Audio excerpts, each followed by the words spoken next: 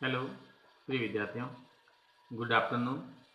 आज हम बीए द्वितीय वर्ष राजनीति विज्ञान, तुलनात्मक शासन और राजनीति का एक महत्वपूर्ण टॉपिक है, उसके बारे में डिस्कशन करेंगे।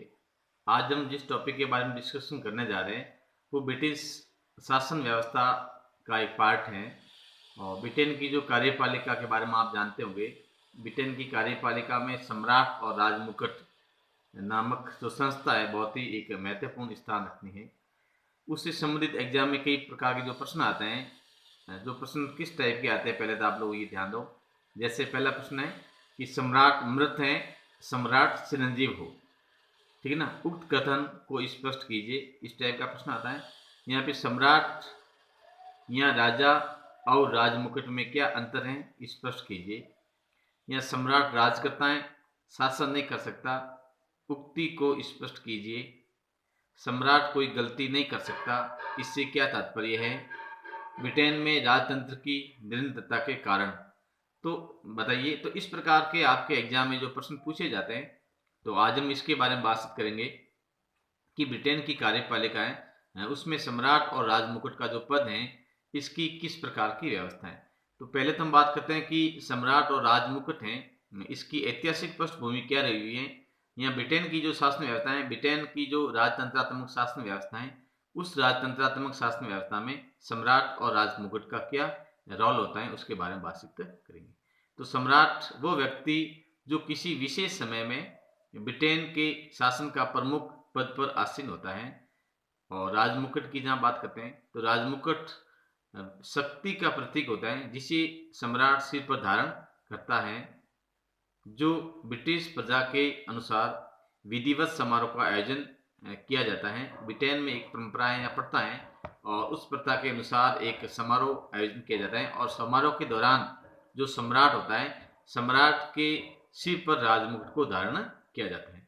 उस समय ब्रिटेन में राजतंत्र था, शासन की समस्त शक्तियां ब्रिटेन के सम्राट के पास थी, जो उस समय सम्राट और राजमुकुट में कोई भेद नहीं था।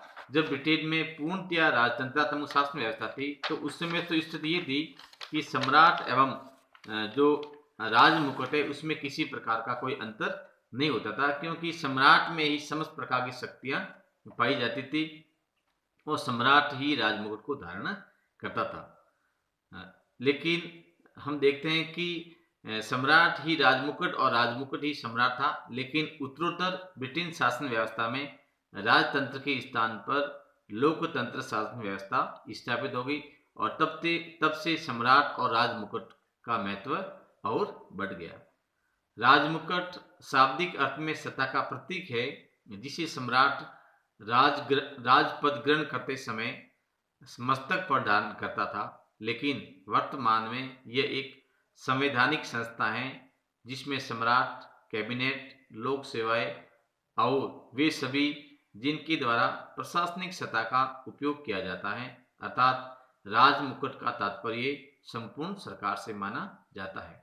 यानी कि सम्राट की जब बात करते हैं, आज हम देखते हैं कि जो सम्राट हैं, सम्राट के पास में जो पावर है वो पावर एक नाम मात्र के रह गए हैं। लेकिन राजमुकुट की जहाँ बात करते हैं, तो राजमुकुट जब से ब्रिटेन में जो लोकतांत्रिक शासन व्यवस्था स्थापित हुई है, लोकतांत्रिक शासन व्यवस्था स्थापित होने से ब्रिटिश जो शासन व्यवस्था है वहाँ पर राजमुकुट है वो अपने आप में एक अलग हो गया है। और अब व्यवहारिक दृष्टिकोण से देखा जाए तो राजमुकुट ही शक्ति का प्रतीक माना जाता है। ये एक प्रकार से देखा जाए तो एक प्रकार से कार्यपालिका की एक संवैधानिक संस्था है, जिसमें सम्राट, कैबिनेट और लोक सेवाएं तथा वे सभी व्यक्ति शामिल है जो प्रशासनिक सत्ता का उपयोग करते हैं। सम्राट और राजमुकुट में प्रमुख अगर भेद की बात करें तो इसमें पहला भेद है कि सम्राट एक व्यक्ति होता है जबकि राजमुकुट एक संस्था। विद्यार्थी ध्यान दें, इसमें कई बार एग्जाम में जो प्रश्न पूछा जाता है कि सम्राट और राजमुकुट में क्या अंतर है, तो सम्राट एक व्यक्ति है जबकि राजमुकुट एक संस्था है। यानी कि सम्राट एक व्यक्ति के नाम से पद को ग्रहण करता है तो एक व्यक्ति है, जबकि राजमुकुट एक बहुत बड़ी संस्था है जिसमें विभिन्न प्रकार के जो पदाधिकारी आते हैं। उसके बाद में सम्राट अस्थायी है, राजमुकुट स्थायी है। यानी कि सम्राट तो स्थायी है, एक पर्टिकुलर समय के लिए सम्राट अपना पद ग्रहण करता है और उसकी मृत्यु या त्याग पत्र देने के बाद में उसका पद रिक्त माना जाता है। जबकि राजमुकुट एक स्थायी संस्था है।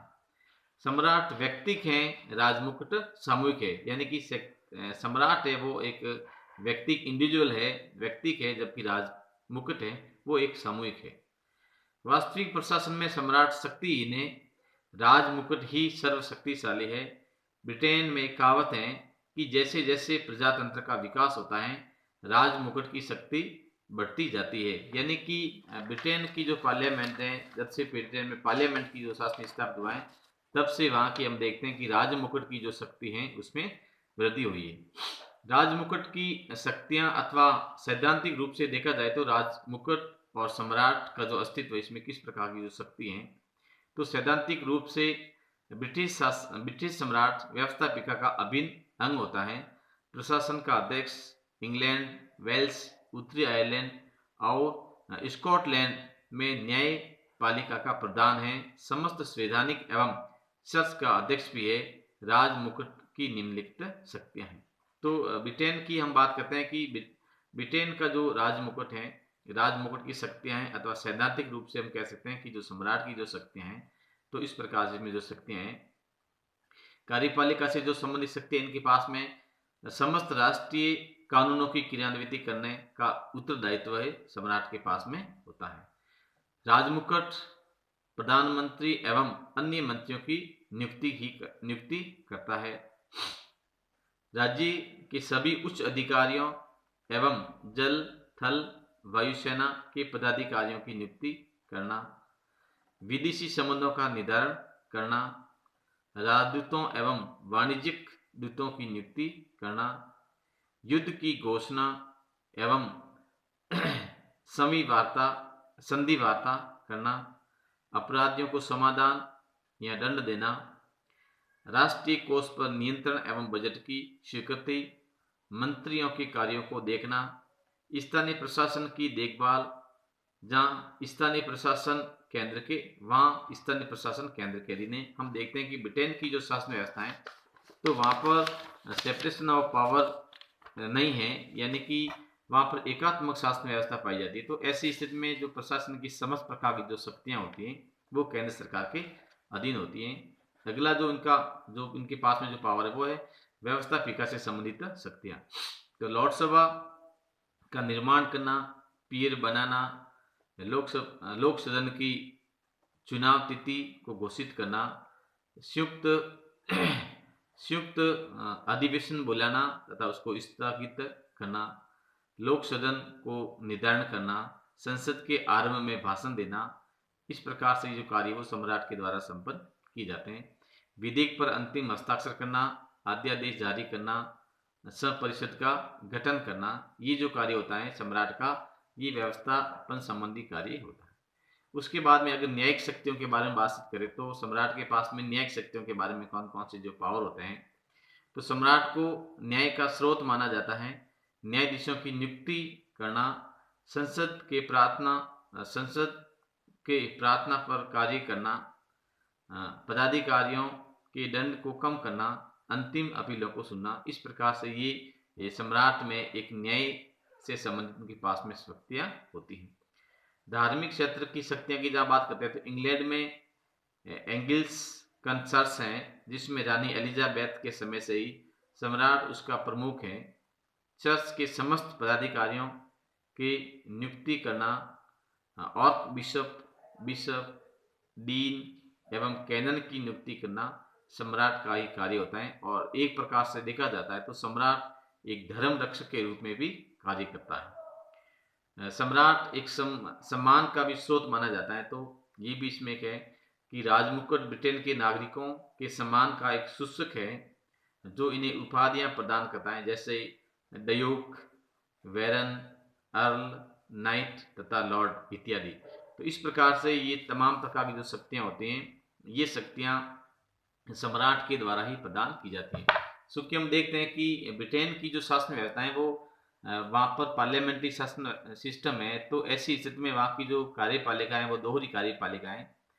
तो वहाँ पर वास्तविक एवं एक नाम मात्र की जो कार्यपालिका का शासन है, तो कार्यपालिका की जो नाम मात्र की जो शक्ति होती है वो सम्राट के पास में होती है। वास्तविक शक्ति की जहाँ हम बात करते हैं तो वो एक प्रकार से राज मुकुट के पास में वास्तविक शक्ति होती हैं। प्रधानमंत्री और उसका मंत्रिमंडल होता है, वही वहाँ की प्रमुख रूप से महत्वपूर्ण शक्तियाँ पर कार्य करते हैं। धन्यवाद।